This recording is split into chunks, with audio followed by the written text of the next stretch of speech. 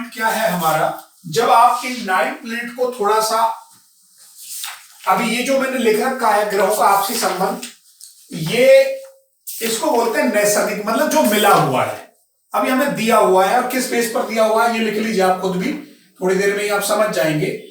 देखिए group A group के अंदर सूर्य, चंद्रमा, मंगल और गुरु, इनको रखा गया है। ग्रुप बी के अंदर हमने शुक्र को रखा है, शनि को रखा है और बुध को बीच में रखा है, न्यूट्रल है। राहु और केतु को अभी हमने ऐसे बांट दिया है, 4 ऊपर 4 नीचे, एक बीच में रख दिया है क्योंकि वो न्यूट्रल है, बुध को न्यूट्रल बोला गया है। अब ए ग्रुप वाले आपस में सारे मित्र हैं, बी ग्रुप वाले आपस में मित्र हैं। ये थ्योरी मैंने जल्दी समझाने के लिए, नहीं ऐसा कुछ है नहीं, क्योंकि ये समझ में कैसे आए कौन किसका मित्र, सब रट लो इसको, तो ये कैसे रटा जाएगा कि कहीं तो कह देंगे, देखना अभी तुम समझना, कहेंगे चंद्रमा बुध का क्या मित्र है, और अब देखना बुध में जाके चंद्रमा उसका शत्रु बन जाएगा। लॉजिकल है, पर ऐसे समझ में नहीं आने वाला है। तो अभी समझने के लिए, क्योंकि आप नई क्लास में हो, तो मेरा अभी ये बनता है कि अभी पहले उसको ए ग्रुप और बी ग्रुप के हिसाब से आप समझें, ऐसा ही आधार रखा गया था। और बी ग्रुप वाले बी के मित्र हैं, ए ग्रुप वाले ए के मित्र हैं, और जैसे ही ए और बी में जाएंगे तो वो शत्रु हो जाएंगे। क्लियर हो गई बात? ऐसे ही एक चीज और नोट करें आप, दूसरी जो बात है वो लग्नों के आधार पर है। टोटल हमारी कितनी लगनें होती है? 12 लगन होती है, 12 राशि होती है। अब लगन को भी हमने ए ग्रुप और बी ग्रुप का दर्जा इसलिए देते हैं कि आपको जल्दी समझ में आए, प्रेडिक्शन भी करानी है मुझे।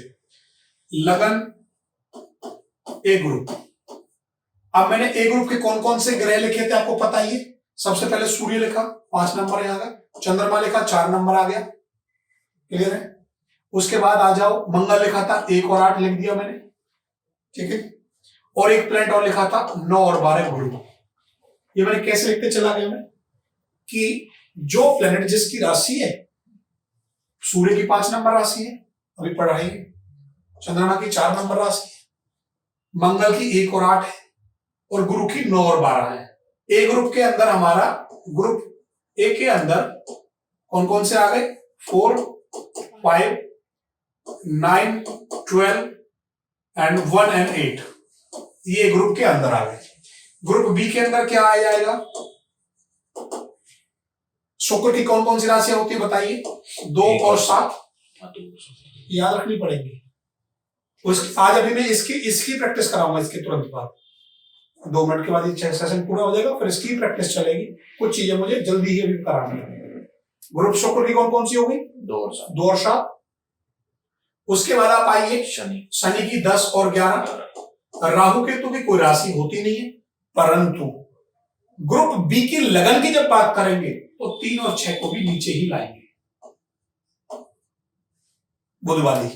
तो 6 ऊपर चली गई, 6 नीचे रह गई। क्लियर हो गई बात? तो आपको 2 चीज अब याद होनी चाहिए हमेशा। ग्रुप ए के ग्रह कौन से हैं, ग्रुप बी के कौन से हैं, ग्रुप ए की लगन कौन सी है, ग्रुप बी की लगन कौन सी है। अब आप इस पॉइंट पर आ जाइए जहां पर लौट के गए, ठीक है। हमने जो टॉपिक लिया है वो ग्रहों के आपस में संबंध लिया। आप देखिए, सूर्य को मैं उठाने जा रहा हूं, अब ग्रुप ए उठा लीजिए आप, इसमें से चंद्रमा गुरु मंगल एक यहां मित्र में आ गए, न्यूट्रल है सूर्य, बुध न्यूट्रल लिख दिया मैंने मरकरी के सामने, शुक्र और शनि शत्रु में चले गए, और राहु केतु भी शत्रु में ही जाएंगे। राहु और केतु को छोड़ दिया है, इनको भी लिखो। क्लियर हो गई बात? चंद्रमा एक ऐसा प्लेनेट है जिसका कोई अधिकांश शत्रु नहीं है, केवल राहु और केतु को अगर मैं छोड़ दूं, वो क्या करता है? मित्र तो इन सबका है ही, देखिए सूर्य भी है, बुध भी है, चंद्रमा भी लिख दी, सॉरी चंद्रमा तो खुद ही है, मंगल भी लिख दीजिए यहां, और गुरु भी लिख दीजिए यहां, ठीक है। और वो अगर मान लो यहां नहीं लिखा है तो वो सम का मतलब होता है न्यूट्रल है, भैया मेरे तेरे से कोई लड़ाई नहीं है, पर कोई मित्रता भी नहीं है, न्यूट्रल है, तो आएगा तो वेलकम, नहीं आएगा तो जाइए घर अपने। समझ गए? तो ऐसे ही मंगल का लिख दिया मैंने, ये सारे प्रॉपर्टीज लिख दी होंगी। अब जो मंगल है, मंगल सूर्य चंद्रमा गुरु का मित्र हो गया, ठीक है जी। शनि और शुक्र में सम में चले गए, और राहु केतु और बुध चले गए इसके शत्रु में। बुध केवल चंद्रमा को शत्रु मानता है, बाकी सबको वो सही मानता है, खत्म बात। उसके पीछे लॉजिक है। इन लोगों ने क्या करा है कि भाई अभी इसके वो लॉजिक अभी इसके जस्ट अगली टेबल पे मैं यहीं पर एक्सप्लेन करने वाला हूं, पहले टेबल समझ लें। गुरु अपने ए ग्रुप को उसने बना लिया, यहां से उसने गुरु क्या है, आपस में दो गुरु जैसे एक दैत्याचार्य हो गए, एक शुक्राचार्य हो गए, इसलिए उसे शत्रु मान लिया, बुध को भी शत्रु मान लिया, बाकी को न्यूट्रल कर दिया सब, ठीक है। अब ये प्रिंसिपल तुम्हें बड़ा अजीब सा लग रहा होगा कि यार किसको तो हम शत्रु मान लें और किसको हम मित्र मान लें, ये हमारी समझ से बाहर है। तो मैं एक बड़ा सिंपल सा फंडामेंटल अब तुम्हें बताने जा रहा हूं। ये टेबल जो है हमें तो पीछे से मिली है, जैसे कहते हैं ना भैया ये तो हमें हमारे पैतृक चीजों में मिली है, हम इसमें कुछ कर ही नहीं सकते, बट हम कर सकते हैं। अब देखो हम तुम्हें एक लॉजिक बताते हैं, ये झंझट नहीं करना हमने करना है नेचर के आधार पर। किसके आधार पर? नेचर के आधार पर आप चीजों को चलाएंगे। कैसे चलाएंगे भाई? देखिए नेचर क्या है, सूर्य को मैंने क्या बोला, अब आप समझिए, दोबारा से एक्सप्लेन कर रहा हूं इस बात को। सूर्य को हमने फादर बोला है, पिता बोला है, राजा बोला है, ठीक है। सूर्य प्रकाश का कारक है, क्लियर है। अब जिन व्यक्तियों को, समझना मेरी बात, अब ये चीज में बदलने वाला हूं। सूर्य राजा है, और राजा को हमेशा अपनी जब ये सत्ता चलानी होगी तो सबसे ज्यादा सेनापति की जरूरत होगी, ज्ञान की जरूरत होगी, रानी की जरूरत होगी, क्लियर है, और अपने बुद्धि और विवेक की जरूरत होगी, क्योंकि ये सब इनके कारक हैं जो मैंने बोले हैं। अगर वो भोग विलास में पड़ गया तो भाई वो बोल्ड हो जाएगा, और वो सुचारू रूप से डिले करेगा, किसी भी चीज को काम नहीं चलेगा, या नियम को लागू नहीं करेगा, आराम से मन मौजी हौले हौले सने सने कर लेंगे, तो भी भाई सत्ता हाथ से चली जाएगी। अब आप समझ में ज्यादा आया नहीं आया? सीधा सा मतलब है कि मैंने इनको इनके कारक तत्वों से, जो प्लेनेट का जो सिंबल कारक है उससे जोड़ दिया, तो ये रिजल्ट मुझे बहुत अच्छा मिल रहा है। और वैसे भी अब आप देखो, सूर्य क्या है? प्रकाश है, मैं बार बार ज्योति की बात करता हूं, और शनि क्या है? अंधेरा है। सूर्य में प्रकाश है, राहु ग्रहण लगा देता है, इसलिए राहु को भी मैं यही लेके आऊंगा। अब देखो केतु ज्ञान का कारक है, केतु किसका कारक है? ज्ञान का कारक है, उसे ज्यादा नॉलेज नहीं होती है, अर्थात वो रूल ऑबिडेंट होता है, मतलब मैं कुछ बोलूंगा तो वो मानेगा। तो राजा को ऐसे लोग प्रजा चाहिए, तो सीधी सी बात है वो भी यहीं पर आएगा सब में। सर ये भी तो होता है ना, जो शनि जो है सूर्य का नाजायज बेटा भी है। नहीं, ये गलत, ये हमें जो स्टोरी दिखाई गई, एक्चुअली में पूरी रिसर्च नहीं हुई, बेचारों ने कोशिश तो करी, कोई जायज और नाजायज बेटे नहीं है, बिल्कुल जायज बेटा है। आपको बता देता हूं क्लियरली, जो गुरु है और शनि ये आपस में भाई भाई, गुरु और शनि दोनों भाई भाई हैं। किसके फादर कौन है इनके? सूर्य। ये कोई जायज और नाजायज नहीं है, बिल्कुल जायज है, बट नेचर के आधार पर अलग अलग करे गए, ठीक। अब आ जाओ, अब तुम्हें किसी के ऊपर भी जो डाउट है मैं उसका कर देता हूं, बाकी तुम्हें बुक में लिखे हुए वहां से खुद को पढ़ना है, क्योंकि इनके सिर्फ मैंने आपको बता दी लॉजिक क्या है। अब मैं एक और तुम्हें अजीब सा पढ़ के दिखाता हूं, जिसमें आपको लगेगा बहुत टिपिकल है। गुरु पढ़ देता हूं।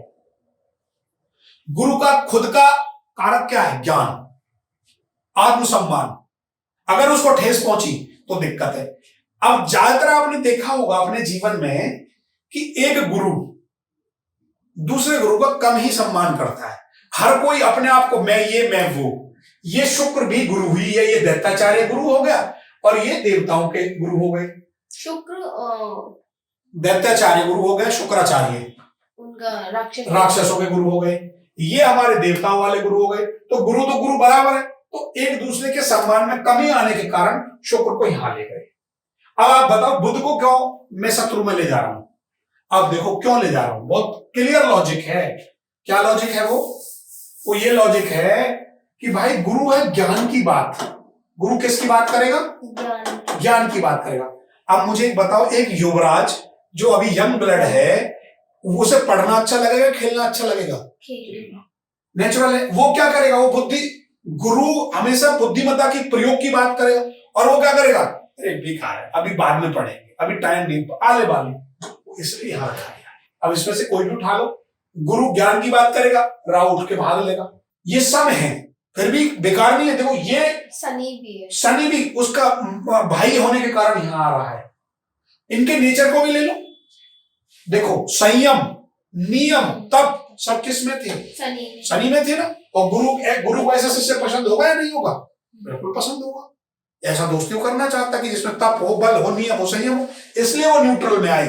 तो ये टेबल जो है, इसको आपने हमेशा, अगर ज्योतिष में सही प्रेडिक्शन करनी है तो उनके कारकों से जोड़नी है, बाकी सब चीज बेकार है, कदम का। बहुत ट्राई कर ली हमने, हजारों बार ट्राई कर ली, वो जबरदस्ती वाला मैटर नहीं अपनाना। उसका नेचर अब सीधा सा है। अब आप अपने जीवन में जब कुंडली मिलाते हैं या कुछ भी करोगे, तो हमेशा आप ये देखें कि सामने वाले का नेचर क्या है। बिना नेचर के आप नहीं जीत सकते। तो यदि आपने उसका एक प्लेंट नेचर का पकड़ लिया, तो अपना पकड़ के आप देख सकते हो कि मेरी इससे बनेगी या नहीं बनेगी। तो वो लगन जो हमारी होती है, उसके हिसाब से हम देखते हैं हमारा नेचर कैसा है, वो यहां से डिफाइन